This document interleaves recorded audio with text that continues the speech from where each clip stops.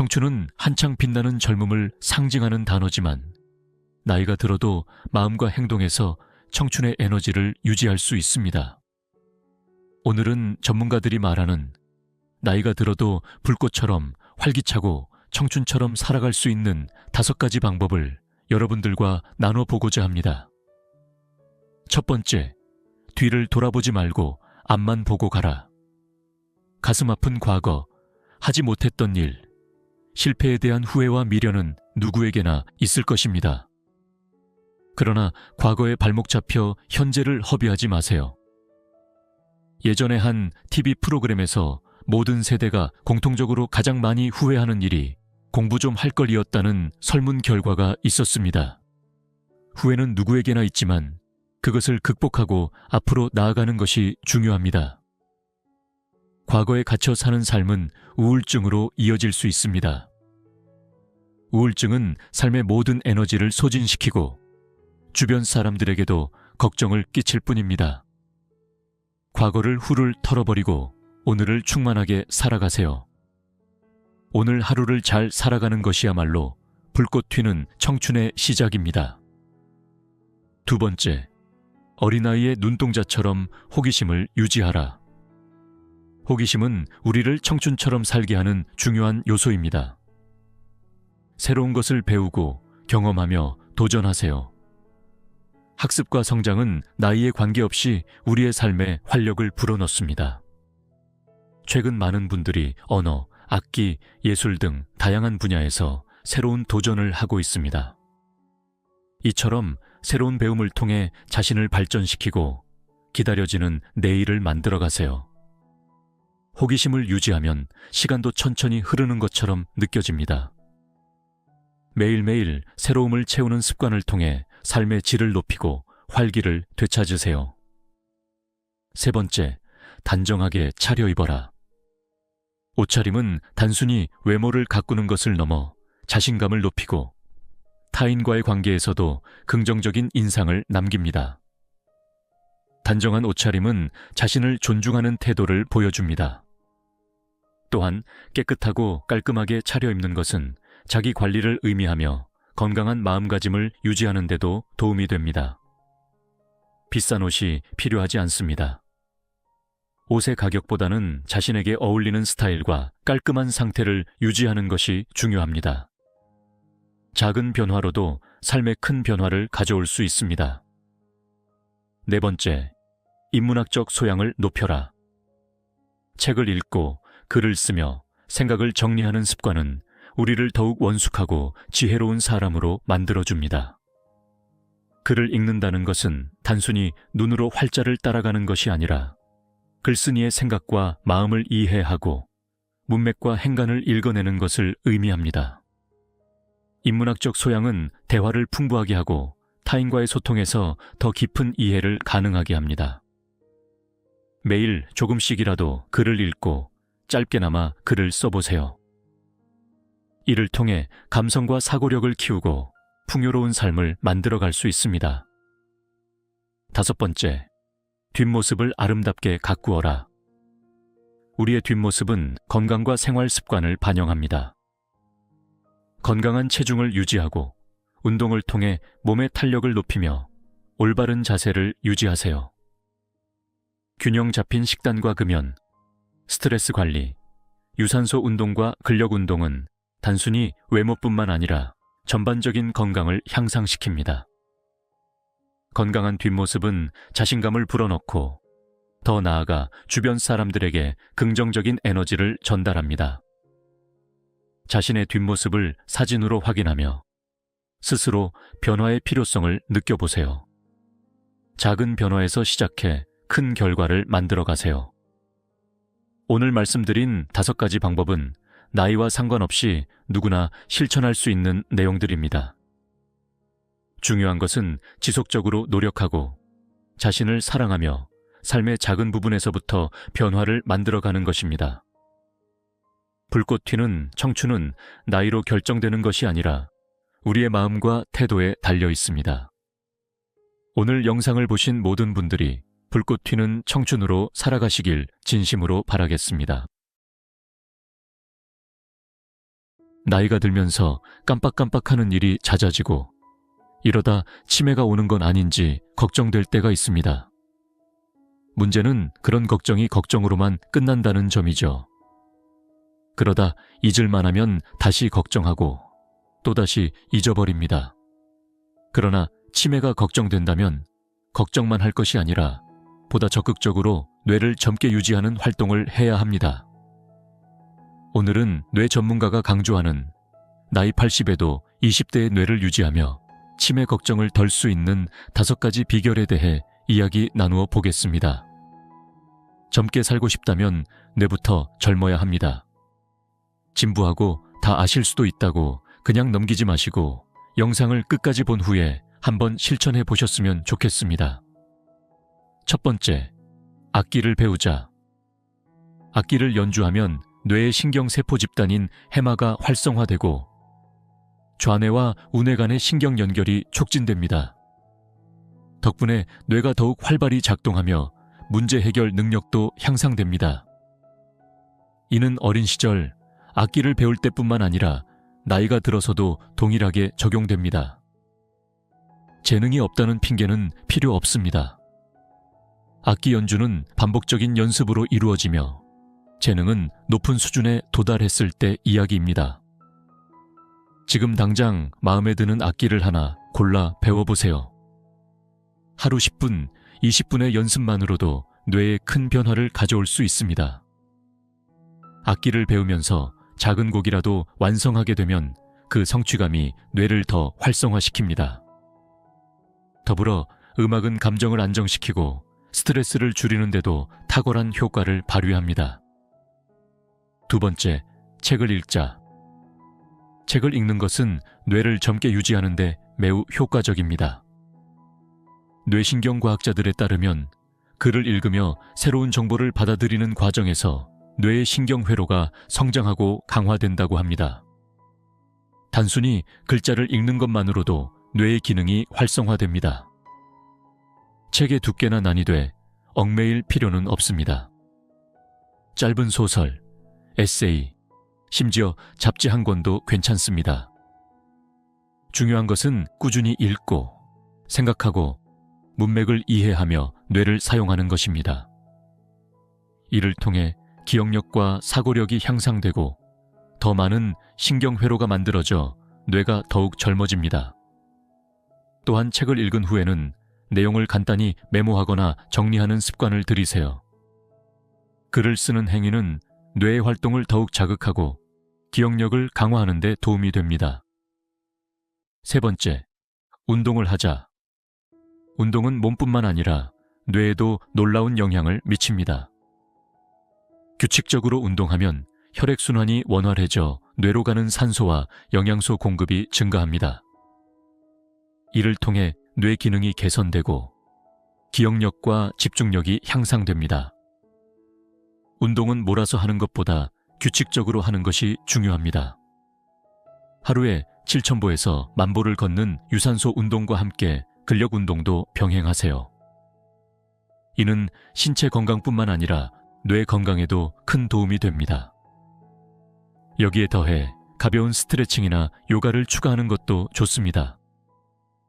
근육의 긴장을 풀어주고 유연성을 높이는 요가는 신체뿐만 아니라 뇌의 피로도 함께 줄여줍니다. 네 번째, 퍼즐을 풀거나 게임을 하자.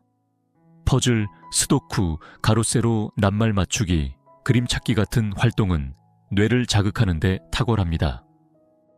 이런 활동은 새로운 정보를 처리하고 문제를 해결하는 능력을 길러줍니다. 뇌는 컴퓨터처럼 훈련할수록 더 효율적으로 작동하므로 이러한 활동을 자주 하시면 뇌 기능이 크게 향상됩니다. 특히 가족과 함께 보드게임이나 카드게임을 즐기는 것도 추천합니다. 게임을 통해 경쟁하고 협력하며 즐거움을 나누는 과정에서 뇌는 더욱 활성화됩니다. 또한 새로운 기술을 배우거나 도전하는 것도 뇌에 좋은 자극이 됩니다. 예를 들어 스마트폰 앱 활용법이나 간단한 프로그래밍을 배워보는 것도 뇌 건강에 큰 도움이 됩니다. 다섯 번째, 명상과 요가를 하자. 명상은 뇌를 안정시키고 집중력과 기억력을 향상시키는 데 도움을 줍니다. 연구에 따르면 명상을 꾸준히 하는 사람들의 뇌는 그렇지 않은 사람들에 비해 회백질이 더 잘 보존된다고 합니다. 이는 나이가 들어도 뇌가 젊음을 유지할 수 있음을 보여줍니다. 명상 외에도 108배 같은 활동도 추천드립니다.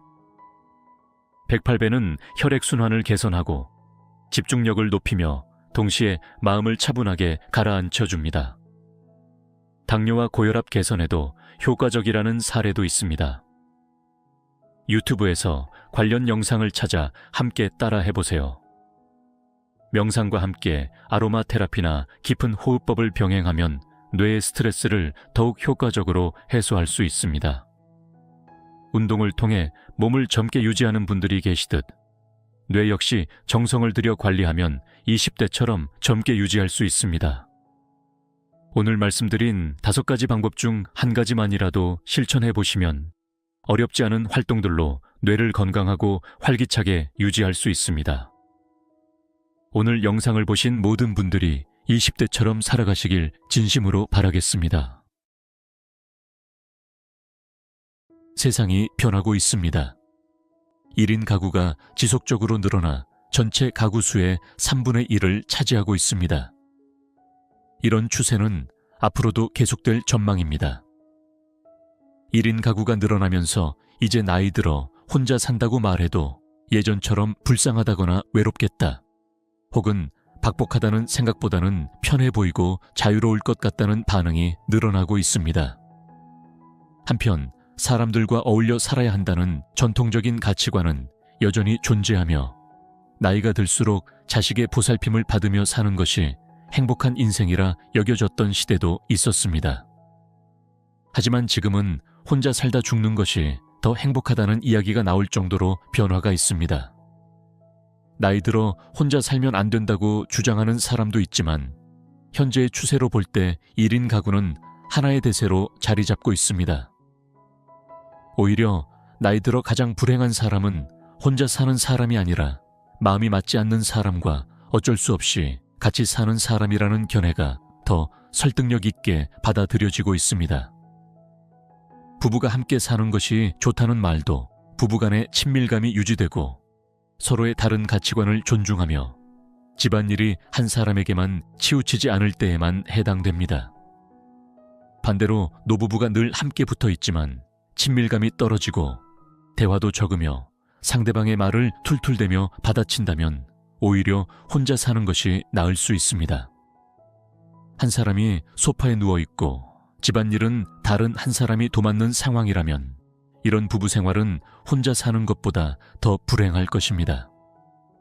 실제로 연구에 따르면 1인 가구의 행복지수와 생활 만족도는 부부가 함께 사는 2인 가구보다 높고 자살률도 1인 가구가 더 낮습니다. 또한 노후 행복지수는 자녀의 유무와 관련이 없으며 요양시설이나 병원에서 죽기를 원하는 사람도 극히 적습니다. 다음은 혼자서도 잘 사는 방법 5가지와 혼자 살다가 행복하게 죽는 비결 3가지에 대한 구체적인 조언입니다. 혼자서도 잘 사는 방법. 첫 번째는 혼자 지낼 줄 모르는 사람이 가까운 사람들을 괴롭히게 되는 이유를 이해하고 독립적인 삶을 준비하는 것입니다. 나이가 들면서 외로움과 경제적 불안을 가장 큰 걱정으로 꼽는 사람들이 많습니다. 그러나 혼자가 되는 것을 두려워한 나머지 적절하지 않은 사람과의 관계를 맺거나 주변 사람들에게 지나치게 의존하려다 보면 오히려 더 큰 고통을 초래할 수 있습니다. 외로움은 피하려고 할수록 더 커지며 사람을 약하게 만듭니다. 외로움은 혼자 있는 고통이지만 고독은 혼자 있는 즐거움입니다. 고독을 선택할 줄 아는 사람은 오히려 인간관계에서 강한 모습을 보입니다. 혼자 있는 시간을 잘 활용하고 깊은 사고를 통해 삶의 질을 높일 수 있습니다. 인간관계의 자연스러운 흐름을 인정하며 억지로 관계를 이어가지 않는 여유를 가지는 것이 중요합니다. 두 번째 방법은 곁에 있는 사람을 소중히 대하는 것입니다. 가까이 있는 사람일수록 그 소중함을 잊기 쉽습니다. 가족이나 배우자에게 퉁명스러운 말을 하거나 함부로 대하지 않도록 주의해야 합니다. 나이가 들수록 더더욱 말조심을 해야 하며 상대방을 존중하는 태도를 갖추는 것이 중요합니다. 이러한 태도는 상대방으로부터 존경과 사랑을 받는 계기가 될 것입니다. 세 번째 방법은 개방적인 마음가짐으로 배우고 도전하는 삶을 사는 것입니다. 새로운 것에 열린 마음을 가지며 새로운 취미를 시작하고 경험을 쌓아가는 것이 삶의 활력을 불러옵니다. 호기심은 삶의 원천이며 배움을 통해 얻는 작은 성취감은 생활의 활력소가 됩니다. 혼자서도 잘 사는 방법 네 번째는 자신을 받아들이는 것입니다. 자신을 받아들여야만 다른 사람을 수용할 수 있습니다. 누군가가 당신에게 허심탄회하게 속마음을 털어놓는 것은 그만큼 당신을 신뢰한다는 증거입니다. 이러한 신뢰는 당신이 성숙하게 자신을 받아들이고 내면의 여유로움을 통해 다른 사람의 감정을 깊이 공감하고 이해할 줄 알기 때문입니다. 자신에게 솔직하고 편안해질 수 있는 사람이야말로 인간관계에서 중심을 잡을 수 있는 사람입니다. 삶에서 무엇이든 조급하게 생각할 필요는 없습니다. 변화하려는 마음가짐과 변할 수 있다는 믿음만 있다면 당신은 이미 더 나은 사람이 되어가고 있는 것입니다. 중요한 것은 포기하지 않고 지속적으로 자신의 내면을 탐구하는 것입니다. 자신에게 질문을 던지고 그 답을 찾는 과정을 통해 어느새 당신은 목표를 이뤄가는 사람이 될 것입니다. 다섯 번째는 혼자가 될 줄 알아야 좋은 인간관계를 형성할 수 있다는 것입니다. 많은 사람들은 행복이 인간관계에서 나온다고 생각합니다. 하지만 나이가 들수록 인간관계에 지나치게 의존할 필요는 없습니다. 인간관계가 항상 행복을 가져다 주는 것은 아니며 오히려 불행의 씨앗이 될 수도 있습니다. 억지로 맞지 않는 관계를 이어가며 불필요한 스트레스와 에너지를 소모하기보다는 혼자만의 시간을 통해 자신의 삶을 충만하게 만드는 것이 중요합니다. 혼자가 되는 것을 두려워하기보다는 스스로의 힘으로 고독을 즐기고 결핍을 채우는 삶을 살아야 합니다. 혼자서 시간을 잘 보내는 사람은 현명하게 자신의 삶을 주도하며 타인에게 휘둘리지 않는 성숙한 삶을 살게 됩니다. 성숙한 사람은 자유에 대한 책임을 다하며 자신을 발전시키는 데 전념합니다. 이제 혼자 살다가 행복하게 죽는 비결 3가지를 말씀드리겠습니다. 첫 번째 비결은 고립되지 않는 것입니다. 고독과 고립은 다릅니다. 고독은 선택이지만 고립은 사회와 단절된 상태를 의미합니다. 나이 들어 혼자 살면 고독사할 가능성이 크다는 걱정이 많지만 사실 고독사는 혼자 사는 것이 아니라 사회와 단절되었기 때문에 발생합니다. 따라서 사회적 관계를 유지하며 외부와 연결된 삶을 살아야 합니다. 혼자 사는 것을 선택했더라도 정기적으로 모임에 참석하고 친구를 만나며 사회복지사나 요양보호사와 연계된 생활을 하는 것이 중요합니다. 적어도 며칠에 한 번은 연락할 친구나 지인이 있어야 하며 정기적인 방문이나 도움을 받을 수 있는 네트워크를 구축해야 합니다. 혼자 잘 지내는 사람이 다른 사람과도 잘 지낼 수 있다는 사실을 기억해야 합니다. 두 번째 비결은 진정한 사회성은 은퇴 이후에 빛난다는 것입니다. 사회생활에서 인간관계는 이해관계에 기반하는 경우가 많습니다. 그러나 은퇴 이후에는 순수한 관심과 취미를 공유하며 진정한 유대관계를 형성할 기회가 생깁니다. 직장에서의 이해관계로 맺어진 관계보다 은퇴 후의 인간관계는 개인의 본연의 사회성을 보여줄 수 있습니다. 좋아하는 사람들과 함께 시간을 보내고 소중한 인연을 소홀히 하지 않으려는 노력이 필요합니다. 바쁘다는 핑계로 미뤄왔던 관계를 회복하고 발전시키는 데 정성을 들여야 합니다. 이는 인생의 후반부를 풍요롭고 행복하게 만드는 핵심이 됩니다. 혼자 살다가 행복하게 죽는 비결 세 번째는 무엇보다 건강을 관리하는 것입니다. 나이가 들수록 건강은 혼자 삶을 살아가는데 가장 중요한 요소가 됩니다. 혼자 아플 때 누가 돌봐줄지 걱정하면서도 정작 건강 관리를 소홀히 하는 경우가 많습니다. 일부 사람들은 가족이 있으면 낫지 않을까, 잘 돌봐주지 않을까 하는 생각으로 자식들의 연락을 기다리며 의존하기도 하지만 현실적으로 가족이 모든 돌봄을 책임질 수는 없습니다. 혼자 살면서 건강을 챙기지 않는다면 더 큰 문제를 초래할 수 있습니다. 고독사나 치매에 대한 두려움이 있다면 이를 예방하기 위해 꾸준히 운동하고 건강한 생활 습관을 유지해야 합니다. 짧고 굵게 살겠다며 현재를 즐기다가 오히려 만성질환에 걸려 주위 사람들에게 더 큰 부담을 줄 수 있다는 점을 잊어서는 안 됩니다. 건강관리는 개인의 책임이자 필수적인 삶의 원칙입니다. 젊을 때든 나이가 들었을 때든 스스로의 건강을 돌보는 사람은 혼자 사는 만족감을 더 크게 느끼며 자신을 자랑스러워할 수 있습니다. 경제적 독립과 긍정적인 태도, 원만한 인성을 갖춘 사람들은 대체로 높은 삶의 만족도를 보입니다. 자유롭게 자신의 인생을 살아가는 자세는 노년의 행복을 더욱 확고히 해줍니다. 마지막으로 혼자 사는 것에 대한 인식을 새롭게 해야 합니다. 이제는 혼자 사는 사람을 이상한 사람으로 보거나 돌봐줄 사람이 없는 가여운 존재로 여기는 시대가 아닙니다. 가족과 떨어져 살더라도 독립적으로 자신의 삶을 잘 관리하고 오히려 가족들과 더 깊은 유대관계를 형성하는 사람들이 많아지고 있습니다. 함께 산다고 해서 반드시 관계가 돈독해지는 것도 아니며 혼자 사는 것을 두려워할 필요도 없습니다. 고립되지 않고 사회적 관계를 유지하며 건강을 관리한다면 혼자 사는 삶은 더욱 풍요롭고 행복할 수 있습니다. 또한 이러한 준비는 단순히 노후를 대비하는 것을 넘어 삶의 모든 단계에서 주도적인 자세를 갖출 수 있도록 돕습니다. 언제든 혼자가 될 가능성에 대비해 지금부터라도 스스로의 삶을 계획하고 준비해 나가는 것이 중요합니다.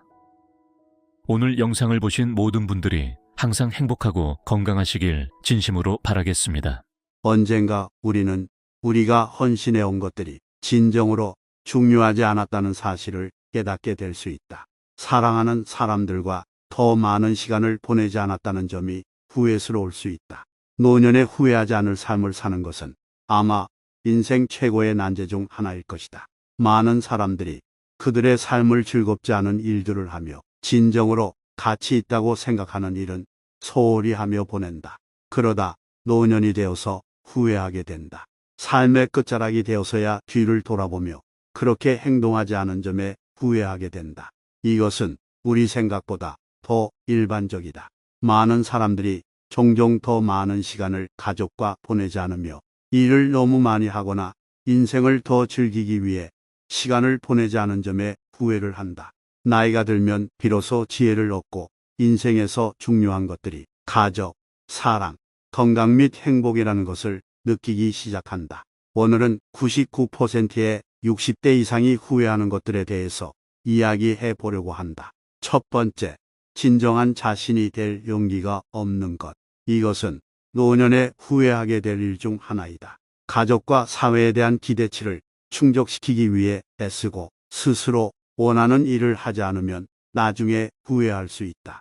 우리가 자신의 열정을 따라갈 때 우리는 우리가 했던 모든 일들을 자랑스러워하며 마무리할 수 있을 것이다. 시간이 지나고 되돌아봤을 때 후회하지 않게 될 것이라는 뜻이다.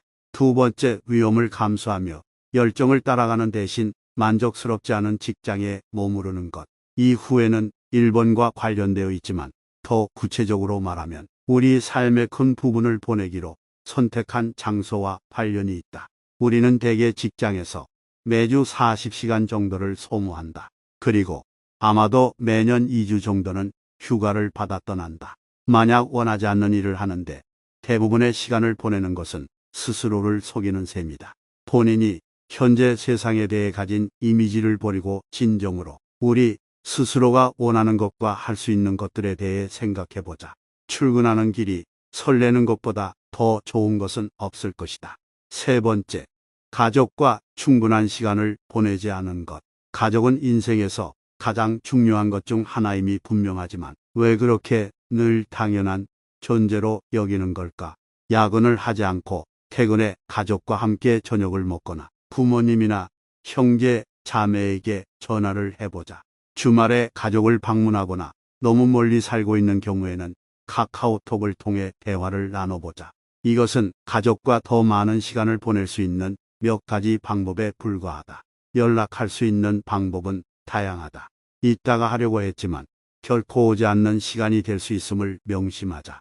이처럼 중요한 일은 미루지 말도록 하자.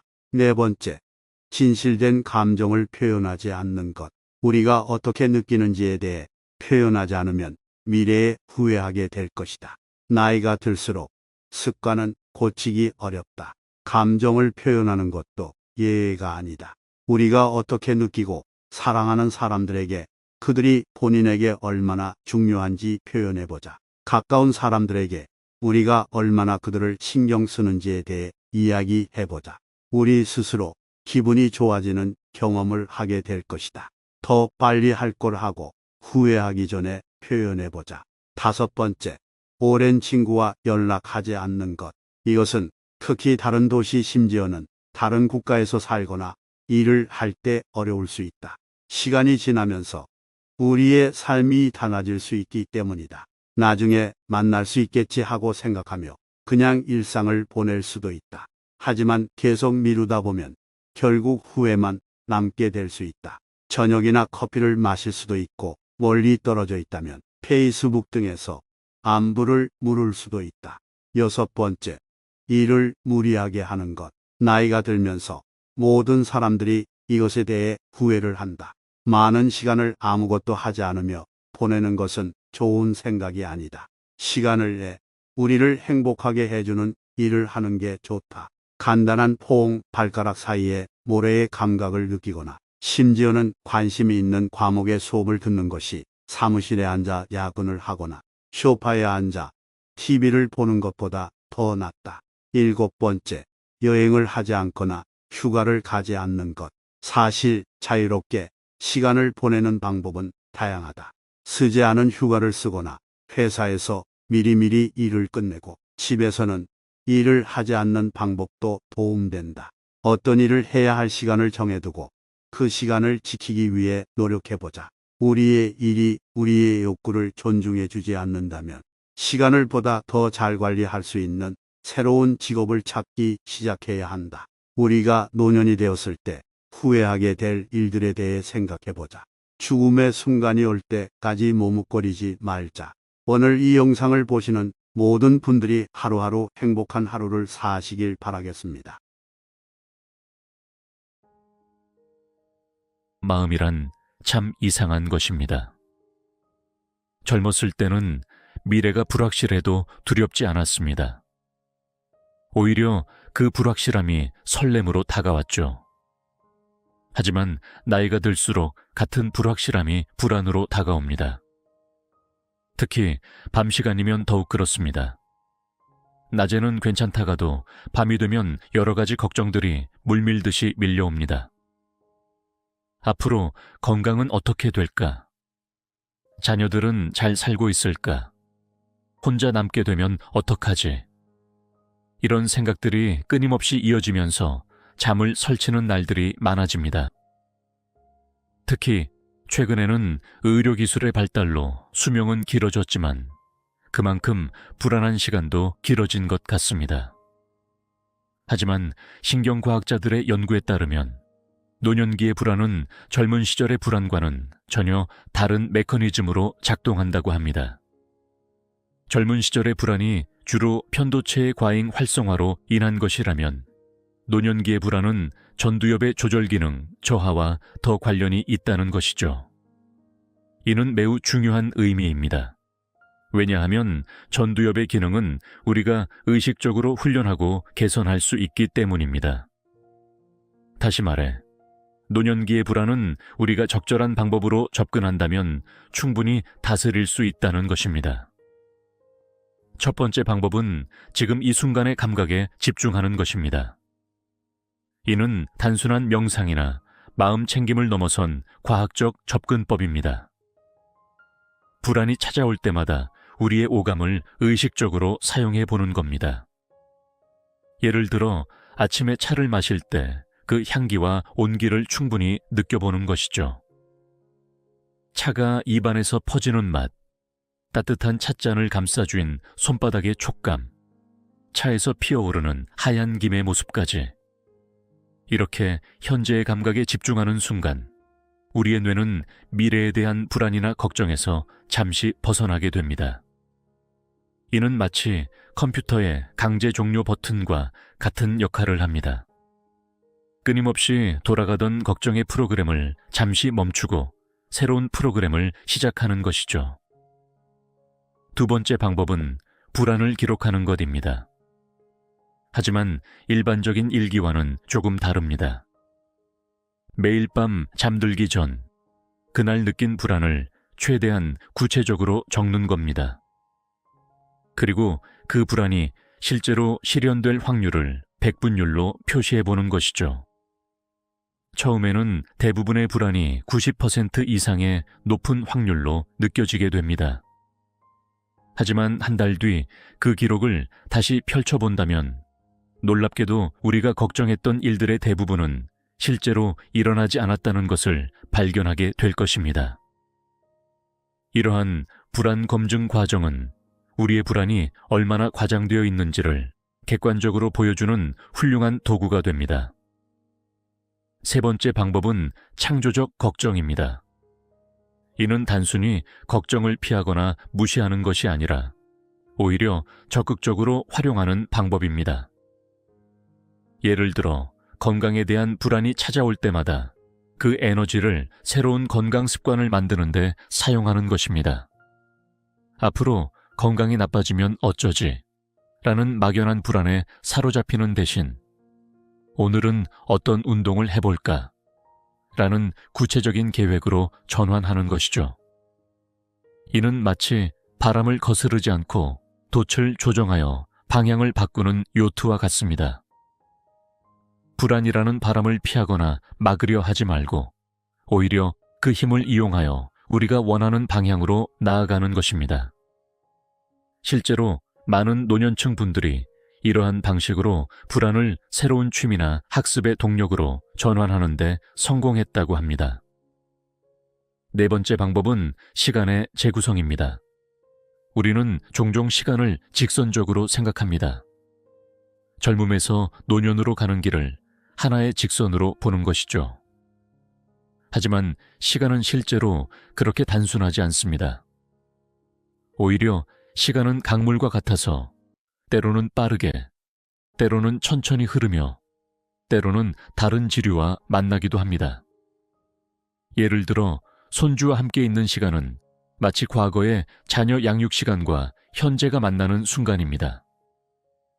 오래된 친구와의 대화는 청춘의 기억과 현재의 지혜가 어우러지는 시간이 됩니다. 이렇게 시간을 다차원적으로 바라보면 미래에 대한 불안도 다른 관점에서 볼 수 있게 됩니다. 다섯 번째 방법은 불안을 나누는 것입니다. 이는 단순히 누군가와 대화하는 것을 넘어선 더 깊은 의미를 가집니다. 실제로 신경과학 연구에 따르면 불안을 언어로 표현하는 순간 우리 뇌의 편도체 활성도가 현저히 감소한다고 합니다. 하지만 여기서 중요한 것은 어떻게 나누느냐입니다. 단순히 불평하거나 걱정을 쏟아내는 것이 아니라 서로의 지혜를 나누는 자리가 되어야 합니다. 예를 들어 매주 한 번 비슷한 연령대의 친구들과 모여 각자의 불안과 그것을 극복한 방법을 나누는 시간을 가져보는 겁니다. 이는 마치 등산을 할 때 서로의 지팡이가 되어주는 것과 같죠. 여기에 더해 최근에는 세대 간 불안 나눔이라는 새로운 시도들도 이루어지고 있습니다. 노년층과 청년층이 만나 서로의 불안을 나누는 프로그램들입니다.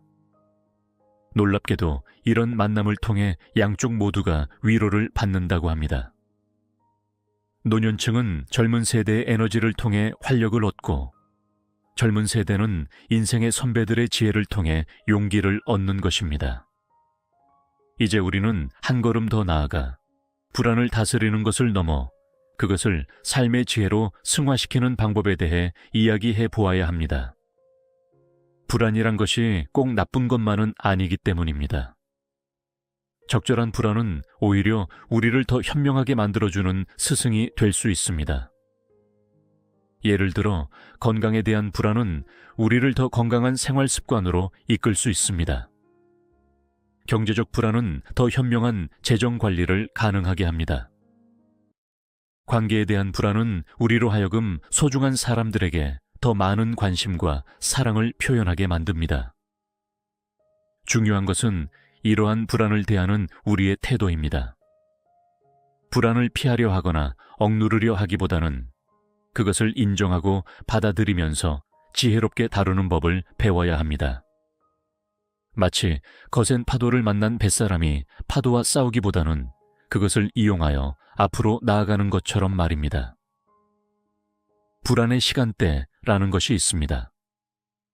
보통 불안은 새벽 2시에서 4시 사이에 가장 강하게 찾아온다고 합니다. 이는 우리 몸의 스트레스 호르몬인 코티솔 분비가 가장 활발한 시간대이기 때문입니다. 이 시간대에 깨어 있다면 무리하게 잠을 청하려 하지 말고 오히려 이 시간을 활용해 보는 것도 좋습니다. 예를 들어 미리 준비해둔 따뜻한 차를 마시면서 창밖의 달을 바라보는 것입니다. 혹은 조용히 책을 읽거나 음악을 듣는 것도 좋습니다. 이렇게 불안의 시간을 나만의 특별한 시간으로 재해석하면 오히려 그 시간이 기다려지는 순간이 될 수도 있습니다. 나이가 들수록 우리는 더 많은 것을 걱정하게 됩니다. 하지만 그것은 우리가 더 깊은 지혜를 가지게 되었다는 증거이기도 합니다. 불안이 찾아올 때마다 그것을 우리 삶의 일부로 받아들이고 그것과 함께 성장하는 법을 배운다면 노년의 시간은 두려움의 시간이 아닌 성숙의 시간이 될 것입니다. 이제 우리는 불안을 다스리는 것을 넘어 그것을 통해 더 깊은 삶의 의미를 발견하는 단계로 나아갈 수 있습니다. 불안이 찾아올 때마다 그것을 새로운 배움의 기회로 삼는 것입니다. 예를 들어 죽음에 대한 불안이 찾아올 때 그것은 오히려 현재의 순간을 더욱 소중히 여기게 만드는 계기가 될 수 있습니다. 과학자들은 이를 실존적 성장이라고 부릅니다. 불안을 통해 오히려 더 깊은 삶의 의미를 발견하게 되는 현상을 말하는 것입니다.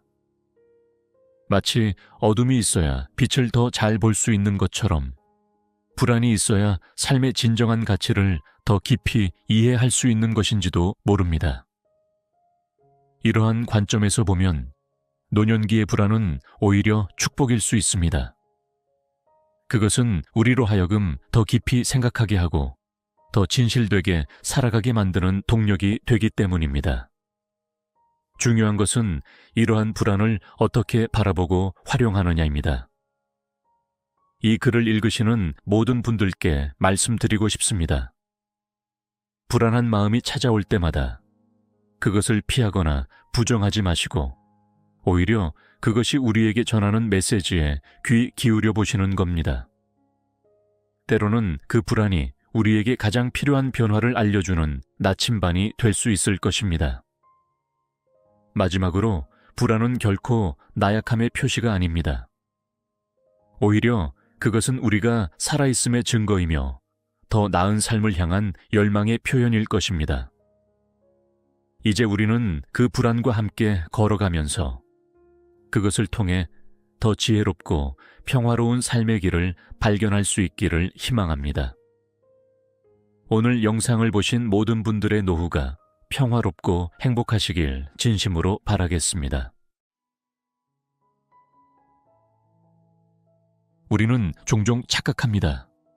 나이가 들면 모든 것이 평온해질 거라고.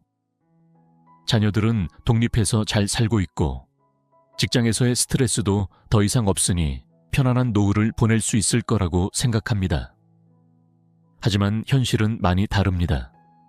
오히려 은퇴 후에 더 깊은 우울의 늪에 빠지는 경우가 많습니다. 특히 최근 한 연구 결과는 충격적입니다. 65세 이상 노인의 우울증 발병률이 젊은 층의 3배에 달한다는 것입니다. 더 놀라운 것은 이들 중 80%가 제대로 된 치료를 받지 못하고 있다는 사실입니다. 왜 이런 일이 발생하는 걸까요? 가장 큰 문제는 노인 우울증이 겉으로 잘 드러나지 않는다는 점입니다. 젊은 사람들의 우울증은 대개 눈에 띄는 증상을 보입니다. 식욕 부진, 불면증, 무기력증 등이 뚜렷하게 나타나죠. 하지만 노인 우울증은 다릅니다. 그것은 마치 깊은 물속에 잠겨있는 빙산과 같아서 겉으로는 작은 부분만 보일 뿐입니다. 예를 들어 은퇴한 아버지가 갑자기 텔레비전 시청 시간을 늘리셨다고 합시다. 자녀들은 이를 단순히 노후의 여유로운 시간 보내기로 여기기 쉽습니다. 하지만 이는 실제로 우울증의 초기 신호일 수 있습니다. TV는 단순히 시간을 보내는 수단이 아니라 깊어가는 고독을 잠시나마 잊기 위한 도피처가 되는 것입니다. 더구나 노인 우울증은 가면 우울증의 형태로 나타나는 경우가 많습니다. 겉으로는 오히려 더 활기차게 행동하고 필요 이상으로 바쁘게 지내는 것처럼 보입니다. 은퇴하니까 이제 정말 좋아요. 시간이 너무 빨리 가요. 라고 말씀하시지만 그 말 속에는 깊은 공허함이 숨어 있는 것입니다. 의학적으로도 노인 우울증은 젊은 층의 우울증과 다른 특징을 보입니다. 최근 신경과학 연구에 따르면 노인 우울증 환자의 뇌에서는 해마와 전두엽의 위축이 더욱 두드러지게 나타납니다. 이는 단순한 기분 저하가 아닌 실제로 뇌의 구조적 변화가 일어나고 있다는 것을 의미합니다. 특히 은퇴 증후군을 주목해야 합니다. 이는 단순히 일을 그만두는 것 이상의 의미를 가집니다. 30에서 40년간 유지해온 사회적 정체성이 하루아침에 사라지는 것입니다. 마치 오랫동안 타고 있던 기차가 갑자기 멈추어 버린 것과 같은 상황이라고 할 수 있습니다. 예를 들어 평생을 교직에 몸담았던 선생님이 은퇴하면 어떻게 될까요? 더 이상 아침에 일어나 학교에 가지 않아도 되고 시험 채점에 시달리지 않아도 됩니다. 얼핏 보면 편안해 보이는 이 상황이 사실은 깊은 상실감으로 이어질 수 있습니다. 이제 나는 누구인가? 내가 할 수 있는 일은 무엇인가? 라는 근본적인 질문들이 끊임없이 떠오르는 것입니다. 더욱 심각한 것은 배우자와의 관계 변화입니다. 은퇴 후 갑자기 늘어난 부부의 공유 시간은 축복이 아닌 고통이 될 수 있습니다. 학자들은 이를 은퇴부부 증후군이라고 부릅니다. 40년 동안 각자의 공간과 시간을 가지고 살아온 두 사람이 갑자기 24시간을 함께 보내야 하는 상황이 되는 것입니다. 특히 남성의 경우 더욱 심각한 문제에 직면합니다. 직장 생활을 하는 동안에는 아내의 가사 노동을 당연하게 여겼던 남성들이 은퇴 후 집에 있으면서도 여전히 손님처럼 행동하는 경우가 많습니다. 반면 아내는 남편의 지나친 간섭과 통제로 스트레스를 받게 됩니다. 이러한 갈등은 서서히 쌓이다가 결국 심각한 우울증으로 발전할 수 있습니다. 예를 들어보겠습니다. 평생 회사에서 중역을 지낸 S씨는 은퇴 후 가정에서도 같은 태도를 보였습니다. 아내의 살림 방식을 지적하고 장보기까지 간섭하기 시작했죠. 이건 이렇게 해야지, 저건 저렇게 하는 게 더 효율적이야라며 끊임없이 조언을 했습니다. 결국 40년간 집안을 꾸려온 아내는 깊은 우울증에 빠지게 되었습니다. 여기에 더해 약물 의존도의 증가도 심각한 문제입니다. 수면제나 안정제에 의존하는 비율이 은퇴 후 급격히 증가하는 것으로 나타났습니다. 특히 우울증을 숨기려는 경향이 강한 노년층의 경우 이러한 약물 의존이 더욱 은밀하게 진행되는 경향이 있습니다. 사실은 자녀들과의 관계에서 오는 우울도 있습니다. 표면적으로는 자식들 잘 살고 있으니 좋다고 말씀하시지만 실제로는 깊은 소외감을 느끼는 경우가 많습니다. 주말에 잠깐 들르는 자녀들의 형식적인 방문, 바쁘다며 걸러지는 전화, 명절에도 짧아지는 만남, 이런 것들이 쌓이면서 깊은 상처가 됩니다. 특히 SNS의 발달은 이러한 소외감을 더욱 깊게 만듭니다. 자녀들의 SNS를 통해 그들의 일상을 보면서 정작 자신은 그 삶의 방관자가 되어버린 느낌을 받는 것입니다. 손주들이 자라는 모습, 자녀들의 일상적인 즐거움, 가족 여행의 순간들, 이런 것들을 화면으로만 보게 되는 현실이 마음을 더욱 아프게 합니다. 최근 한 연구에서는 충격적인 사실이 발견되었습니다. 부모와 자녀 간의 실제 대화 시간을 분석한 결과 대부분의 대화가 3분을 넘지 않는다는 것입니다. 더구나 그 내용도 밥 먹었어, 감기는 괜찮아 같은 피상적인 것에 그치는 경우가 대부분이었습니다. 여기에 자녀들의 경제적 어려움은 또 다른 고민거리가 됩니다. 자녀가 실직을 하거나 사업에 실패했을 때 도와주고 싶은 마음은 있지만 그럴 만한 여력이 없는 현실. 이런 상황에서 느끼는 무력감은 우울증을 더욱 심화시키는 요인이 됩니다. 노인 우울증의 또 다른 특징은 신체화 증상으로 나타나는 경우가 많다는 것입니다.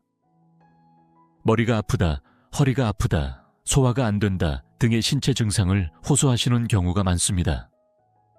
하지만 정작 병원에 가보면 특별한 이상이 발견되지 않는 경우가 대부분입니다. 이는 우리 문화의 특성과도 관련이 있습니다. 정신과 치료에 대한 부정적인 인식 때문에 우울한 감정을 직접적으로 표현하는 대신 신체 증상으로 표출하는 것입니다. 우울하다고 말하는 대신 몸이 안 좋다고 표현하는 것이 더 수용적으로 받아들여지기 때문입니다. 예를 들어 한 70대 여성분의 사례를 보겠습니다. 매일 아침 두통을 호소하며 동네 병원을 전전하셨습니다. 온갖 검사를 해봐도 특별한 이상은 발견되지 않았죠. 하지만 자세히 이야기를 나눠보니 얼마 전 손주의 유학으로 인한 이별이 큰 상처가 되었다는 것을 알 수 있었습니다. 신체적 통증은 마음의 아픔이 몸으로 표현된 것이었던 겁니다. 수면 패턴의 변화도 주목해야 할 부분입니다. 많은 노인분들이 불면증을 호소하시지만 실제로는 과다수면이 더 위험한 신호일 수 있습니다. 낮잠이 길어지고 밤에도 일찍 주무시는 것이 단순한 피로가 아닌 우울증의 신호일 수 있다는 것입니다. 여기에 계절적 요인도 큰 영향을 미칩니다. 특히 겨울철 우울증은 노년층에게 더욱 심각한 문제가 됩니다. 일조량이 줄어들고 활동량이 감소하면서 자연스럽게 우울감이 증가하게 됩니다. 젊은 층의 경우 실내 활동이나 대체 활동을 찾기 쉽지만 노년층의 경우 그렇지 못한 경우가 많습니다. 이런 상황에서 더욱 우려되는 것은 숨겨진 자살 생각입니다. 통계에 따르면 노인 우울증 환자의 약 15%가 자살을 심각하게 고려해 본 적이 있다고 합니다. 하지만 이러한 생각을 직접적으로 표현하는 경우는 드뭅니다. 대신 이제 살 만큼 살았어, 나 같은 건 빨리 가는 게 나아 와 같은 우회적인 표현으로 나타납니다. 특히 최근에는 디지털 소외로 인한 우울증도 증가하고 있습니다. 스마트폰과 인터넷이 일상이 된 시대에 이를 제대로 활용하지 못하는 것이 깊은 좌절감을 가져오는 것입니다. 키오스크로 바뀐 식당 주문, 모바일 뱅킹, 이런 변화들이 노년층에게는 큰 스트레스가 됩니다. 자녀들은 스마트폰 사용법을 알려드렸는데 왜 못하시지? 라고 생각하기 쉽습니다. 하지만 문제는 그렇게 단순하지 않습니다. 디지털 기기 사용의 어려움은 단순한 기술적 문제가 아닌 사회적 소외감과 자존감 하락으로 이어지는 것입니다.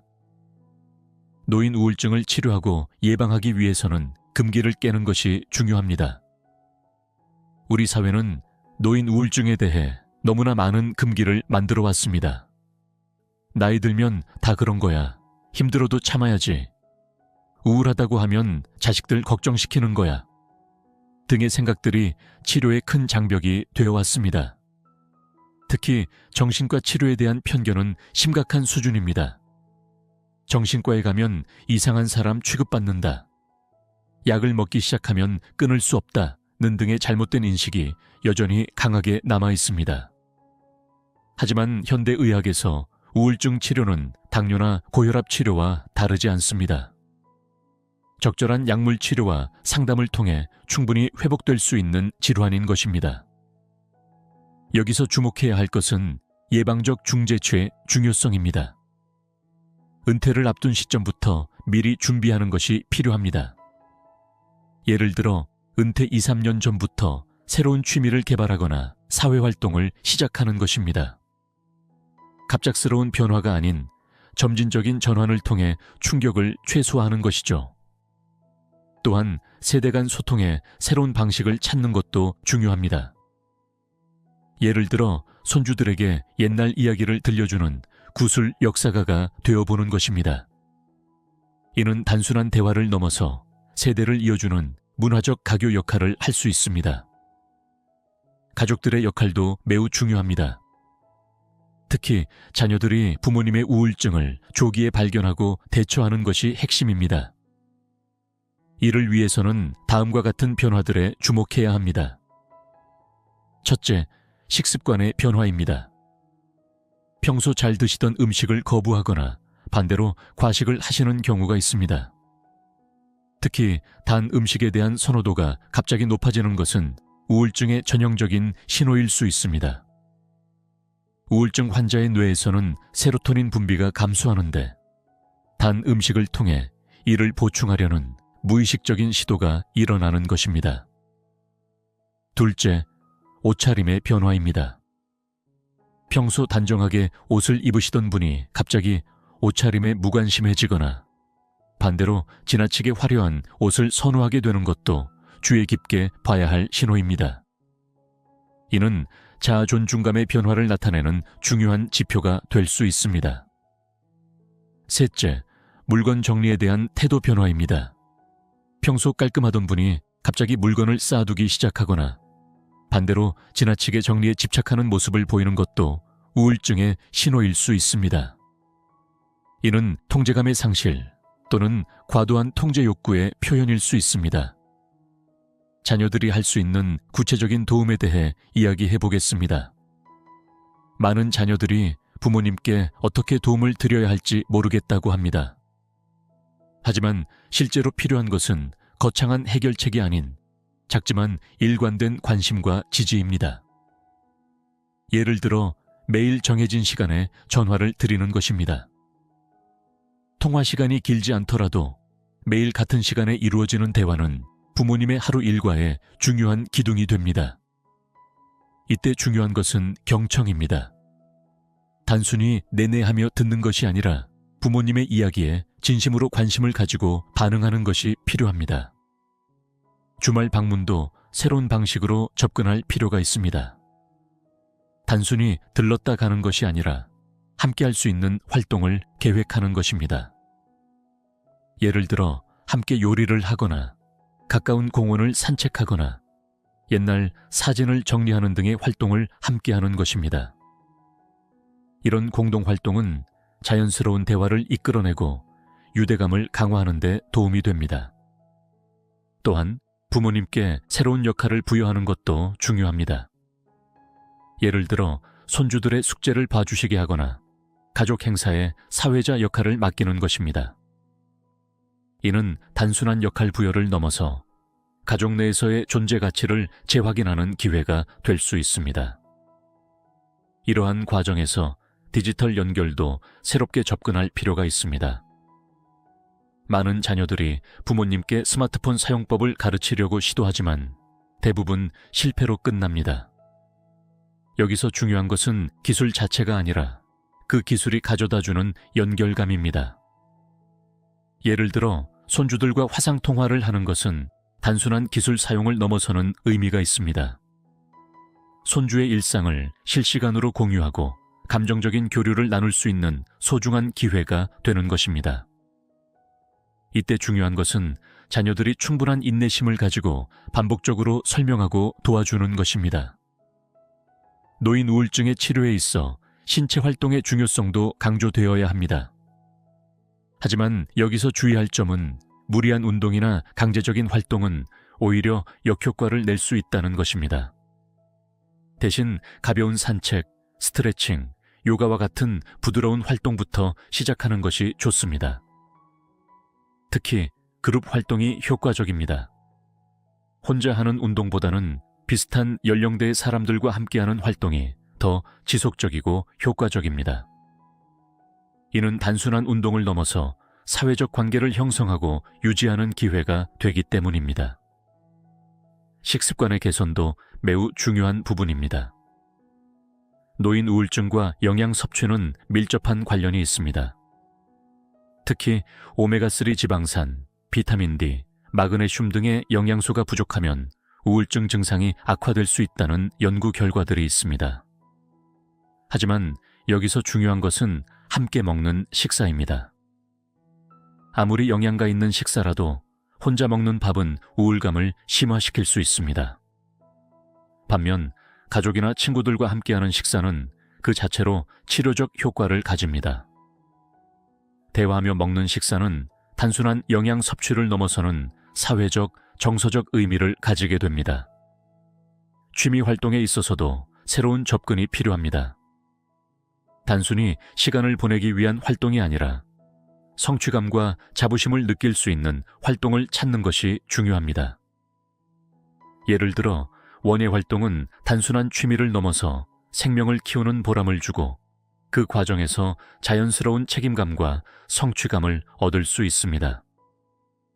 마지막으로 우울증을 겪고 계신 분들께 꼭 드리고 싶은 말씀이 있습니다. 우울증은 결코 나약함의 징후가 아닙니다. 오히려 그것은 우리 삶의 자연스러운 한 부분이며 때로는 더 깊은 성장을 위한 계기가 될 수 있습니다. 많은 노인분들이 우울증을 숨기려 하십니다. 나이 들어 이런 것까지 티내면 안 된다. 자식들 걱정시키기 싫다는 생각 때문입니다. 하지만 이러한 태도가 오히려 문제를 더 깊게 만들 수 있습니다. 우울증은 숨기면 숨길수록 그 뿌리를 더 깊이 내리게 됩니다. 치료의 첫걸음은 자신의 상태를 인정하는 것에서 시작됩니다. 그리고 그 다음은 주변의 도움을 받아들이는 것입니다. 이는 결코 부끄러운 일이 아닙니다. 오히려 그것은 자신의 삶을 더 나은 방향으로 이끌어가려는 용기 있는 선택입니다. 오늘 영상을 보신 모든 분들의 노후가 더 행복해지시길 진심으로 바라겠습니다. 마음이란 참 이상한 것입니다. 젊었을 때는 미래가 불확실해도 두렵지 않았습니다. 오히려 그 불확실함이 설렘으로 다가왔죠. 하지만 나이가 들수록 같은 불확실함이 불안으로 다가옵니다. 특히 밤 시간이면 더욱 그렇습니다. 낮에는 괜찮다가도 밤이 되면 여러 가지 걱정들이 물밀듯이 밀려옵니다. 앞으로 건강은 어떻게 될까? 자녀들은 잘 살고 있을까? 혼자 남게 되면 어떡하지? 이런 생각들이 끊임없이 이어지면서 잠을 설치는 날들이 많아집니다. 특히 최근에는 의료기술의 발달로 수명은 길어졌지만 그만큼 불안한 시간도 길어진 것 같습니다. 하지만 신경과학자들의 연구에 따르면 노년기의 불안은 젊은 시절의 불안과는 전혀 다른 메커니즘으로 작동한다고 합니다. 젊은 시절의 불안이 주로 편도체의 과잉 활성화로 인한 것이라면 노년기의 불안은 전두엽의 조절 기능 저하와 더 관련이 있다는 것이죠. 이는 매우 중요한 의미입니다.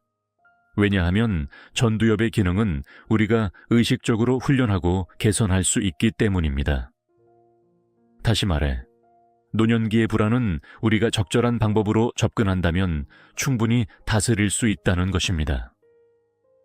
첫 번째 방법은 지금 이 순간의 감각에 집중하는 것입니다. 이는 단순한 명상이나 마음 챙김을 넘어선 과학적 접근법입니다. 불안이 찾아올 때마다 우리의 오감을 의식적으로 사용해 보는 겁니다. 예를 들어 아침에 차를 마실 때 그 향기와 온기를 충분히 느껴보는 것이죠. 차가 입안에서 퍼지는 맛, 따뜻한 찻잔을 감싸쥔 손바닥의 촉감, 차에서 피어오르는 하얀 김의 모습까지. 이렇게 현재의 감각에 집중하는 순간 우리의 뇌는 미래에 대한 불안이나 걱정에서 잠시 벗어나게 됩니다. 이는 마치 컴퓨터의 강제 종료 버튼과 같은 역할을 합니다. 끊임없이 돌아가던 걱정의 프로그램을 잠시 멈추고 새로운 프로그램을 시작하는 것이죠. 두 번째 방법은 불안을 기록하는 것입니다. 하지만 일반적인 일기와는 조금 다릅니다. 매일 밤 잠들기 전 그날 느낀 불안을 최대한 구체적으로 적는 겁니다. 그리고 그 불안이 실제로 실현될 확률을 백분율로 표시해 보는 것이죠. 처음에는 대부분의 불안이 90% 이상의 높은 확률로 느껴지게 됩니다. 하지만 한 달 뒤 그 기록을 다시 펼쳐본다면 놀랍게도 우리가 걱정했던 일들의 대부분은 실제로 일어나지 않았다는 것을 발견하게 될 것입니다. 이러한 불안 검증 과정은 우리의 불안이 얼마나 과장되어 있는지를 객관적으로 보여주는 훌륭한 도구가 됩니다. 세 번째 방법은 창조적 걱정입니다. 이는 단순히 걱정을 피하거나 무시하는 것이 아니라 오히려 적극적으로 활용하는 방법입니다. 예를 들어 건강에 대한 불안이 찾아올 때마다 그 에너지를 새로운 건강 습관을 만드는 데 사용하는 것입니다. 앞으로 건강이 나빠지면 어쩌지? 라는 막연한 불안에 사로잡히는 대신 오늘은 어떤 운동을 해볼까? 라는 구체적인 계획으로 전환하는 것이죠. 이는 마치 바람을 거스르지 않고 돛을 조정하여 방향을 바꾸는 요트와 같습니다. 불안이라는 바람을 피하거나 막으려 하지 말고 오히려 그 힘을 이용하여 우리가 원하는 방향으로 나아가는 것입니다. 실제로 많은 노년층 분들이 이러한 방식으로 불안을 새로운 취미나 학습의 동력으로 전환하는 데 성공했다고 합니다. 네 번째 방법은 시간의 재구성입니다. 우리는 종종 시간을 직선적으로 생각합니다. 젊음에서 노년으로 가는 길을 하나의 직선으로 보는 것이죠. 하지만 시간은 실제로 그렇게 단순하지 않습니다. 오히려 시간은 강물과 같아서 때로는 빠르게, 때로는 천천히 흐르며 때로는 다른 지류와 만나기도 합니다. 예를 들어 손주와 함께 있는 시간은 마치 과거의 자녀 양육 시간과 현재가 만나는 순간입니다. 오래된 친구와의 대화는 청춘의 기억과 현재의 지혜가 어우러지는 시간이 됩니다. 이렇게 시간을 다차원적으로 바라보면 미래에 대한 불안도 다른 관점에서 볼 수 있게 됩니다. 다섯 번째 방법은 불안을 나누는 것입니다. 이는 단순히 누군가와 대화하는 것을 넘어선 더 깊은 의미를 가집니다. 실제로 신경과학 연구에 따르면 불안을 언어로 표현하는 순간 우리 뇌의 편도체 활성도가 현저히 감소한다고 합니다. 하지만 여기서 중요한 것은 어떻게 나누느냐입니다. 단순히 불평하거나 걱정을 쏟아내는 것이 아니라 서로의 지혜를 나누는 자리가 되어야 합니다. 예를 들어 매주 한 번 비슷한 연령대의 친구들과 모여 각자의 불안과 그것을 극복한 방법을 나누는 시간을 가져보는 겁니다. 이는 마치 등산을 할 때 서로의 지팡이가 되어주는 것과 같죠. 여기에 더해 최근에는 세대 간 불안 나눔이라는 새로운 시도들도 이루어지고 있습니다. 노년층과 청년층이 만나 서로의 불안을 나누는 프로그램들입니다.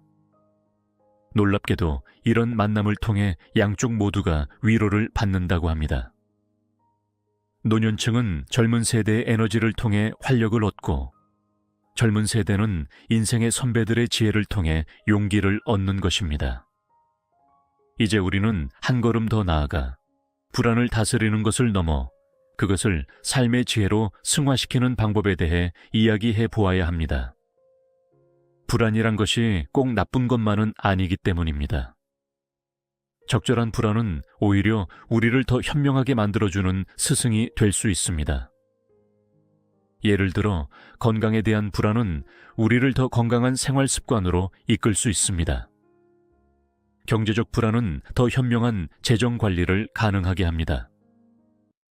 관계에 대한 불안은 우리로 하여금 소중한 사람들에게 더 많은 관심과 사랑을 표현하게 만듭니다. 중요한 것은 이러한 불안을 대하는 우리의 태도입니다. 불안을 피하려 하거나 억누르려 하기보다는 그것을 인정하고 받아들이면서 지혜롭게 다루는 법을 배워야 합니다. 마치 거센 파도를 만난 뱃사람이 파도와 싸우기보다는 그것을 이용하여 앞으로 나아가는 것처럼 말입니다. 불안의 시간대라는 것이 있습니다. 보통 불안은 새벽 2시에서 4시 사이에 가장 강하게 찾아온다고 합니다. 이는 우리 몸의 스트레스 호르몬인 코티솔 분비가 가장 활발한 시간대이기 때문입니다. 이 시간대에 깨어 있다면 무리하게 잠을 청하려 하지 말고 오히려 이 시간을 활용해 보는 것도 좋습니다. 예를 들어 미리 준비해둔 따뜻한 차를 마시면서 창밖의 달을 바라보는 것입니다. 혹은 조용히 책을 읽거나 음악을 듣는 것도 좋습니다. 이렇게 불안의 시간을 나만의 특별한 시간으로 재해석하면 오히려 그 시간이 기다려지는 순간이 될 수도 있습니다. 나이가 들수록 우리는 더 많은 것을 걱정하게 됩니다. 하지만 그것은 우리가 더 깊은 지혜를 가지게 되었다는 증거이기도 합니다. 불안이 찾아올 때마다 그것을 우리 삶의 일부로 받아들이고 그것과 함께 성장하는 법을 배운다면 노년의 시간은 두려움의 시간이 아닌 성숙의 시간이 될 것입니다. 이제 우리는 불안을 다스리는 것을 넘어 그것을 통해 더 깊은 삶의 의미를 발견하는 단계로 나아갈 수 있습니다. 불안이 찾아올 때마다 그것을 새로운 배움의 기회로 삼는 것입니다. 예를 들어 죽음에 대한 불안이 찾아올 때 그것은 오히려 현재의 순간을 더욱 소중히 여기게 만드는 계기가 될 수 있습니다. 과학자들은 이를 실존적 성장이라고 부릅니다. 불안을 통해 오히려 더 깊은 삶의 의미를 발견하게 되는 현상을 말하는 것입니다.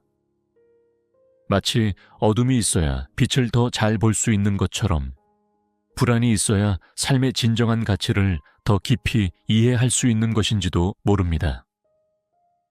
이러한 관점에서 보면 노년기의 불안은 오히려 축복일 수 있습니다. 그것은 우리로 하여금 더 깊이 생각하게 하고 더 진실되게 살아가게 만드는 동력이 되기 때문입니다. 중요한 것은 이러한 불안을 어떻게 바라보고 활용하느냐입니다. 이 글을 읽으시는 모든 분들께 말씀드리고 싶습니다. 불안한 마음이 찾아올 때마다 그것을 피하거나 부정하지 마시고 오히려 그것이 우리에게 전하는 메시지에 귀 기울여 보시는 겁니다. 때로는 그 불안이 우리에게 가장 필요한 변화를 알려주는 나침반이 될 수 있을 것입니다. 마지막으로 불안은 결코 나약함의 표시가 아닙니다. 오히려 그것은 우리가 살아있음의 증거이며 더 나은 삶을 향한 열망의 표현일 것입니다. 이제 우리는 그 불안과 함께 걸어가면서 그것을 통해 더 지혜롭고 평화로운 삶의 길을 발견할 수 있기를 희망합니다. 오늘 영상을 보신 모든 분들의 노후가 평화롭고 행복하시길 진심으로 바라겠습니다. 우리는 종종 착각합니다. 나이가 들면 모든 것이 평온해질 거라고. 자녀들은 독립해서 잘 살고 있고 직장에서의 스트레스도 더 이상 없으니 편안한 노후를 보낼 수 있을 거라고 생각합니다. 하지만 현실은 많이 다릅니다. 오히려 은퇴 후에 더 깊은 우울의 늪에 빠지는 경우가 많습니다. 특히 최근 한 연구 결과는 충격적입니다. 65세 이상 노인의 우울증 발병률이 젊은 층의 3배에 달한다는 것입니다. 더 놀라운 것은 이들 중 80%가 제대로 된 치료를 받지 못하고 있다는 사실입니다. 왜 이런 일이 발생하는 걸까요? 가장 큰 문제는 노인 우울증이 겉으로 잘 드러나지 않는다는 점입니다. 젊은 사람들의 우울증은 대개 눈에 띄는 증상을 보입니다. 식욕 부진, 불면증, 무기력증 등이 뚜렷하게 나타나죠. 하지만 노인 우울증은 다릅니다. 그것은 마치 깊은 물속에 잠겨있는 빙산과 같아서 겉으로는 작은 부분만 보일 뿐입니다. 예를 들어 은퇴한 아버지가 갑자기 텔레비전 시청 시간을 늘리셨다고 합시다. 자녀들은 이를 단순히 노후의 여유로운 시간 보내기로 여기기 쉽습니다. 하지만 이는 실제로 우울증의 초기 신호일 수 있습니다. TV는 단순히 시간을 보내는 수단이 아니라 깊어가는 고독을 잠시나마 잊기 위한 도피처가 되는 것입니다. 더구나 노인 우울증은 가면 우울증의 형태로 나타나는 경우가 많습니다. 겉으로는 오히려 더 활기차게 행동하고 필요 이상으로 바쁘게 지내는 것처럼 보입니다. 은퇴하니까 이제 정말 좋아요. 시간이 너무 빨리 가요. 라고 말씀하시지만 그 말 속에는 깊은 공허함이 숨어 있는 것입니다. 의학적으로도 노인 우울증은 젊은 층의 우울증과 다른 특징을 보입니다. 최근 신경과학 연구에 따르면 노인 우울증 환자의 뇌에서는 해마와 전두엽의 위축이 더욱 두드러지게 나타납니다. 이는 단순한 기분 저하가 아닌 실제로 뇌의 구조적 변화가 일어나고 있다는 것을 의미합니다. 특히 은퇴 증후군을 주목해야 합니다. 이는 단순히 일을 그만두는 것 이상의 의미를 가집니다. 30에서 40년간 유지해온 사회적 정체성이 하루아침에 사라지는 것입니다. 마치 오랫동안 타고 있던 기차가 갑자기 멈추어 버린 것과 같은 상황이라고 할 수 있습니다. 예를 들어 평생을 교직에 몸담았던 선생님이 은퇴하면 어떻게 될까요? 더 이상 아침에 일어나 학교에 가지 않아도 되고 시험 채점에 시달리지 않아도 됩니다. 얼핏 보면 편안해 보이는 이 상황이 사실은 깊은 상실감으로 이어질 수 있습니다. 이제 나는 누구인가? 내가 할 수 있는 일은 무엇인가? 라는 근본적인 질문들이 끊임없이 떠오르는 것입니다. 더욱 심각한 것은 배우자와의 관계 변화입니다. 은퇴 후 갑자기 늘어난 부부의 공유 시간은 축복이 아닌 고통이 될 수 있습니다. 학자들은 이를 은퇴부부 증후군이라고 부릅니다. 40년 동안 각자의 공간과 시간을 가지고 살아온 두 사람이 갑자기 24시간을 함께 보내야 하는 상황이 되는 것입니다. 특히 남성의 경우 더욱 심각한 문제에 직면합니다. 직장 생활을 하는 동안에는 아내의 가사 노동을 당연하게 여겼던 남성들이 은퇴 후 집에 있으면서도 여전히 손님처럼 행동하는 경우가 많습니다. 반면 아내는 남편의 지나친 간섭과 통제로 스트레스를 받게 됩니다.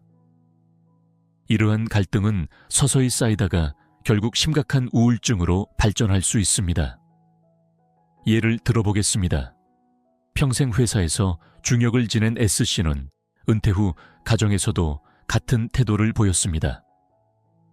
아내의 살림 방식을 지적하고 장보기까지 간섭하기 시작했죠.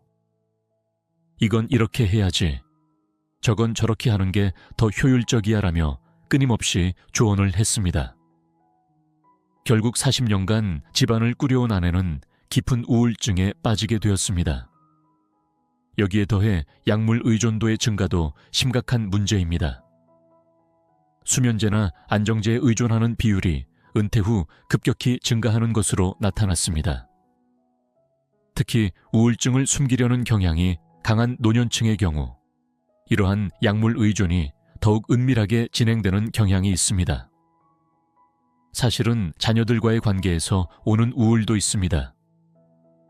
표면적으로는 자식들 잘 살고 있으니 좋다고 말씀하시지만 실제로는 깊은 소외감을 느끼는 경우가 많습니다.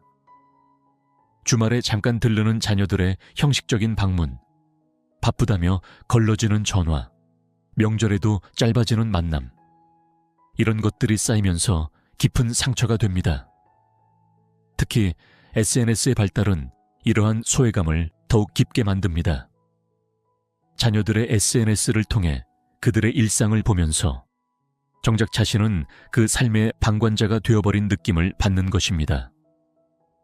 손주들이 자라는 모습, 자녀들의 일상적인 즐거움, 가족 여행의 순간들, 이런 것들을 화면으로만 보게 되는 현실이 마음을 더욱 아프게 합니다. 최근 한 연구에서는 충격적인 사실이 발견되었습니다. 부모와 자녀 간의 실제 대화 시간을 분석한 결과 대부분의 대화가 3분을 넘지 않는다는 것입니다. 더구나 그 내용도 밥 먹었어, 감기는 괜찮아 같은 피상적인 것에 그치는 경우가 대부분이었습니다. 여기에 자녀들의 경제적 어려움은 또 다른 고민거리가 됩니다. 자녀가 실직을 하거나 사업에 실패했을 때 도와주고 싶은 마음은 있지만 그럴 만한 여력이 없는 현실. 이런 상황에서 느끼는 무력감은 우울증을 더욱 심화시키는 요인이 됩니다. 노인 우울증의 또 다른 특징은 신체화 증상으로 나타나는 경우가 많다는 것입니다. 머리가 아프다, 허리가 아프다, 소화가 안 된다 등의 신체 증상을 호소하시는 경우가 많습니다. 하지만 정작 병원에 가보면 특별한 이상이 발견되지 않는 경우가 대부분입니다. 이는 우리 문화의 특성과도 관련이 있습니다. 정신과 치료에 대한 부정적인 인식 때문에 우울한 감정을 직접적으로 표현하는 대신 신체 증상으로 표출하는 것입니다.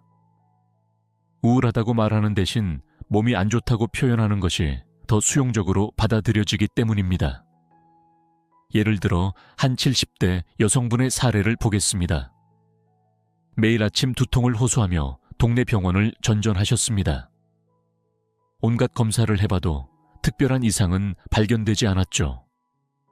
하지만 자세히 이야기를 나눠보니 얼마 전 손주의 유학으로 인한 이별이 큰 상처가 되었다는 것을 알 수 있었습니다. 신체적 통증은 마음의 아픔이 몸으로 표현된 것이었던 겁니다.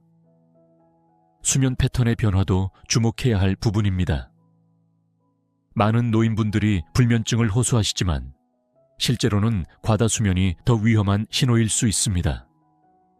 낮잠이 길어지고 밤에도 일찍 주무시는 것이 단순한 피로가 아닌 우울증의 신호일 수 있다는 것입니다.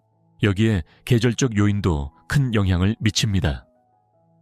특히 겨울철 우울증은 노년층에게 더욱 심각한 문제가 됩니다. 일조량이 줄어들고 활동량이 감소하면서 자연스럽게 우울감이 증가하게 됩니다. 젊은 층의 경우 실내 활동이나 대체 활동을 찾기 쉽지만 노년층의 경우 그렇지 못한 경우가 많습니다. 이런 상황에서 더욱 우려되는 것은 숨겨진 자살 생각입니다. 통계에 따르면 노인 우울증 환자의 약 15%가 자살을 심각하게 고려해 본 적이 있다고 합니다. 하지만 이러한 생각을 직접적으로 표현하는 경우는 드뭅니다. 대신 이제 살 만큼 살았어, 나 같은 건 빨리 가는 게 나아 와 같은 우회적인 표현으로 나타납니다. 특히 최근에는 디지털 소외로 인한 우울증도 증가하고 있습니다. 스마트폰과 인터넷이 일상이 된 시대에 이를 제대로 활용하지 못하는 것이 깊은 좌절감을 가져오는 것입니다. 키오스크로 바뀐 식당 주문, 모바일 뱅킹, 이런 변화들이 노년층에게는 큰 스트레스가 됩니다. 자녀들은 스마트폰 사용법을 알려드렸는데 왜 못하시지? 라고 생각하기 쉽습니다. 하지만 문제는 그렇게 단순하지 않습니다. 디지털 기기 사용의 어려움은 단순한 기술적 문제가 아닌 사회적 소외감과 자존감 하락으로 이어지는 것입니다. 노인 우울증을 치료하고 예방하기 위해서는 금기를 깨는 것이 중요합니다.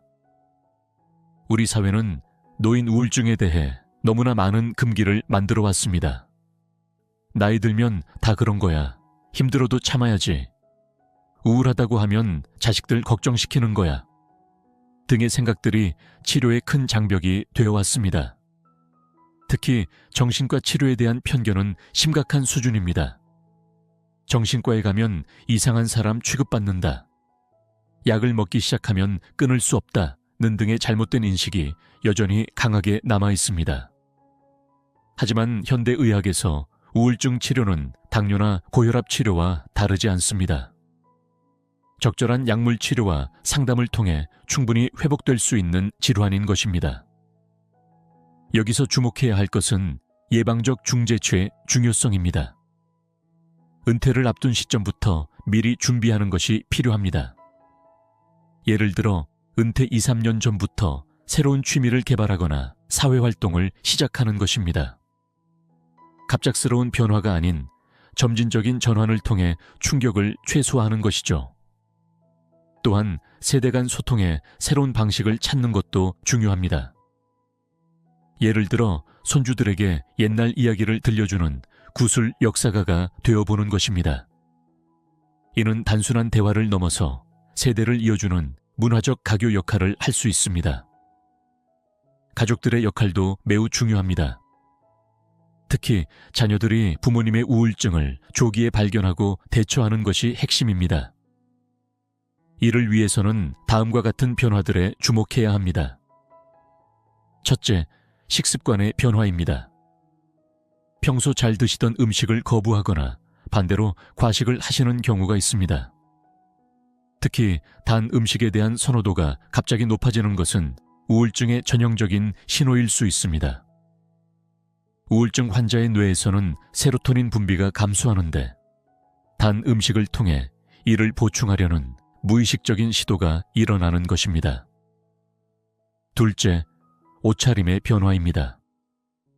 평소 단정하게 옷을 입으시던 분이 갑자기 옷차림에 무관심해지거나 반대로 지나치게 화려한 옷을 선호하게 되는 것도 주의 깊게 봐야 할 신호입니다.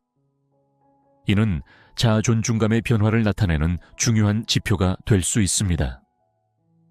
셋째, 물건 정리에 대한 태도 변화입니다.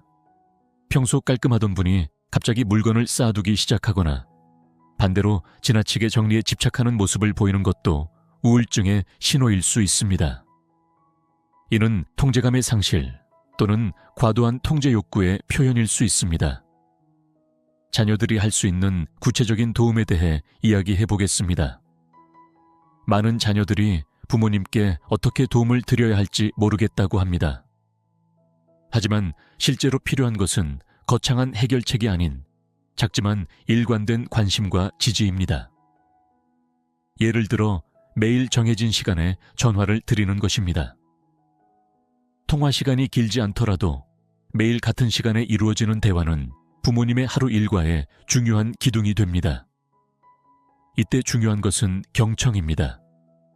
단순히 내내하며 듣는 것이 아니라 부모님의 이야기에 진심으로 관심을 가지고 반응하는 것이 필요합니다. 주말 방문도 새로운 방식으로 접근할 필요가 있습니다. 단순히 들렀다 가는 것이 아니라 함께 할 수 있는 활동을 계획하는 것입니다. 예를 들어 함께 요리를 하거나 가까운 공원을 산책하거나 옛날 사진을 정리하는 등의 활동을 함께 하는 것입니다. 이런 공동활동은 자연스러운 대화를 이끌어내고 유대감을 강화하는 데 도움이 됩니다. 또한 부모님께 새로운 역할을 부여하는 것도 중요합니다. 예를 들어 손주들의 숙제를 봐주시게 하거나 가족 행사에 사회자 역할을 맡기는 것입니다. 이는 단순한 역할 부여를 넘어서 가족 내에서의 존재 가치를 재확인하는 기회가 될 수 있습니다. 이러한 과정에서 디지털 연결도 새롭게 접근할 필요가 있습니다. 많은 자녀들이 부모님께 스마트폰 사용법을 가르치려고 시도하지만 대부분 실패로 끝납니다. 여기서 중요한 것은 기술 자체가 아니라 그 기술이 가져다주는 연결감입니다. 예를 들어 손주들과 화상통화를 하는 것은 단순한 기술 사용을 넘어서는 의미가 있습니다. 손주의 일상을 실시간으로 공유하고 감정적인 교류를 나눌 수 있는 소중한 기회가 되는 것입니다. 이때 중요한 것은 자녀들이 충분한 인내심을 가지고 반복적으로 설명하고 도와주는 것입니다. 노인 우울증의 치료에 있어 신체 활동의 중요성도 강조되어야 합니다. 하지만 여기서 주의할 점은 무리한 운동이나 강제적인 활동은 오히려 역효과를 낼 수 있다는 것입니다. 대신 가벼운 산책, 스트레칭, 요가와 같은 부드러운 활동부터 시작하는 것이 좋습니다. 특히 그룹 활동이 효과적입니다. 혼자 하는 운동보다는 비슷한 연령대의 사람들과 함께하는 활동이 더 지속적이고 효과적입니다. 이는 단순한 운동을 넘어서 사회적 관계를 형성하고 유지하는 기회가 되기 때문입니다. 식습관의 개선도 매우 중요한 부분입니다. 노인 우울증과 영양 섭취는 밀접한 관련이 있습니다. 특히 오메가3 지방산, 비타민 D, 마그네슘 등의 영양소가 부족하면 우울증 증상이 악화될 수 있다는 연구 결과들이 있습니다. 하지만 여기서 중요한 것은 함께 먹는 식사입니다. 아무리 영양가 있는 식사라도 혼자 먹는 밥은 우울감을 심화시킬 수 있습니다. 반면 가족이나 친구들과 함께하는 식사는 그 자체로 치료적 효과를 가집니다. 대화하며 먹는 식사는 단순한 영양 섭취를 넘어서는 사회적, 정서적 의미를 가지게 됩니다. 취미 활동에 있어서도 새로운 접근이 필요합니다. 단순히 시간을 보내기 위한 활동이 아니라 성취감과 자부심을 느낄 수 있는 활동을 찾는 것이 중요합니다. 예를 들어 원예 활동은 단순한 취미를 넘어서 생명을 키우는 보람을 주고 그 과정에서 자연스러운 책임감과 성취감을 얻을 수 있습니다. 마지막으로 우울증을 겪고 계신 분들께 꼭 드리고 싶은 말씀이 있습니다. 우울증은 결코 나약함의 징후가 아닙니다. 오히려 그것은 우리 삶의 자연스러운 한 부분이며 때로는 더 깊은 성장을 위한 계기가 될 수 있습니다. 많은 노인분들이 우울증을 숨기려 하십니다. 나이 들어 이런 것까지 티내면 안 된다. 자식들 걱정시키기 싫다는 생각 때문입니다. 하지만 이러한 태도가 오히려 문제를 더 깊게 만들 수 있습니다. 우울증은 숨기면 숨길수록 그 뿌리를 더 깊이 내리게 됩니다. 치료의 첫걸음은 자신의 상태를 인정하는 것에서 시작됩니다. 그리고 그 다음은 주변의 도움을 받아들이는 것입니다. 이는 결코 부끄러운 일이 아닙니다. 오히려 그것은 자신의 삶을 더 나은 방향으로 이끌어가려는 용기 있는 선택입니다. 오늘 영상을 보신 모든 분들의 노후가 더 행복해지시길 진심으로 바라겠습니다.